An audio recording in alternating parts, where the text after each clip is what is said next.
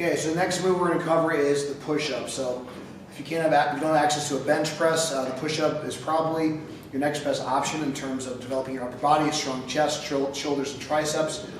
If you're heavier or elderly or just weaker, there's a couple of ways we could start you off. You can either start off on the floor, or we could start you off on an angle, on the floor with your knees on an angle or with a slingshot. So we're going to go through some different beginner progressions first. So using a Mark Bell slingshot is a great way to start off. It's going to give you some assistance. The way the slingshot works, it stretches as your muscles stretch and gives you a slingshot type effect. So as I lower myself into the bottom of the push-up, it's going to help push me up and give me some assistance in where you're the most vulnerable and where the movement's the most challenging. My elbows are in, wrists and elbows are in good alignment. Get my body nice and tight. Then I push myself away from the floor.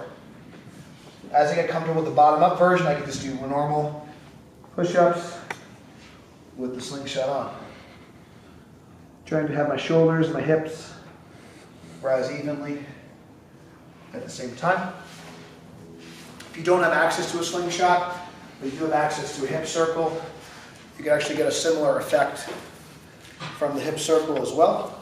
So if you don't want to buy two items from Mark Bell, you can also use the hip circle as an assistive tool as well. It's not what it's designed for, but it can work out just fine. So you can see it's actually stopping me before I touch the floor because this has got a lot of resistance. So I'll be able to do more repetitions that way. If you don't have a hip circle, that's fine. So you can do push-ups from your knees, but the key here is to still maintain a good back angle. So what I want to see is that your shoulders come up first. My glutes are squeezed, knees are together, and I push my body away as units. I'm only using part of my body weight here. As you get comfortable with your knees on the ground, you can also go on an angle and continue to find objects. So let's say maybe you're doing push-ups on a couch or on stairs. And again, starting from the bottom up and pushing yourself away from the floor. And then eventually you can do your dynamic versions. As you get stronger, you're able to do multiple sets of 8 to 12 reps. You can progress on to something closer to the ground.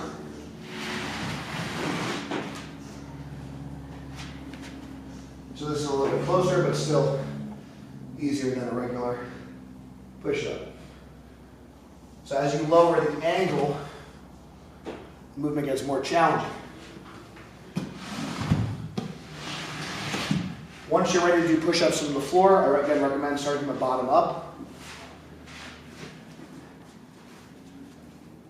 Have yourself, your shoulders, hips, knees rise at the same time. As you get more comfortable, you can do a normal version. As you get stronger, add in tempo, add in pauses. So do an example of tempo with a pause.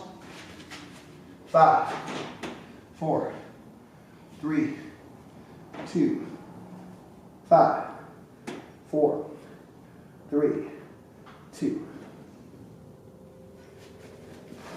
And that will make it much more challenging and make it a lot harder so you don't need to do a ton of reps.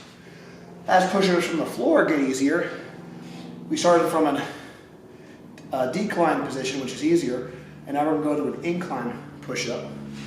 Makes it more challenging. So we can start to elevate the feet.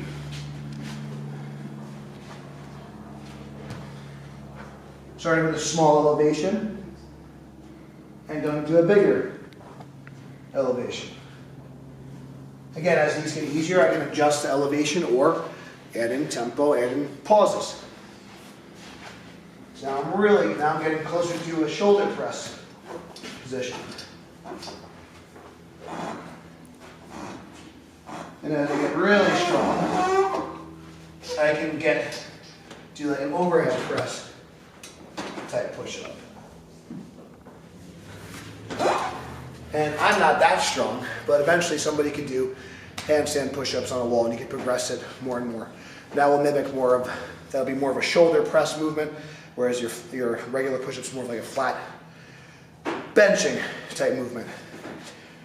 Other ways you can add resistance: take a band, give it a twist, give it a twist again, put it around your back. As you push up, the band will provide resistance at the top where you're strongest, and give you only a little bit of resistance where you're weakest. So as you get stronger, the movement gets harder. So bands are great for any pressing movement and great for push-ups. Make them a little bit more challenging for you.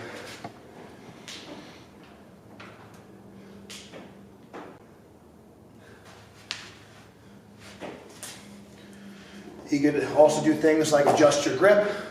If I really have my elbows in, it's going to challenge my triceps and delts a little bit more. If I have my elbows out more, it's going to work more with my chest.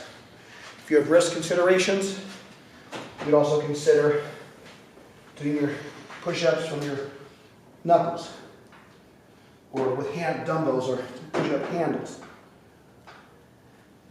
So now this puts no pressure on my wrists.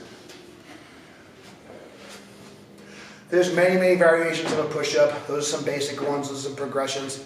But just because you can't do a bench press doesn't mean you can't work your chest and you build a strong, powerful upper body. So that's the push-up, and you'll stay tuned for the next movement.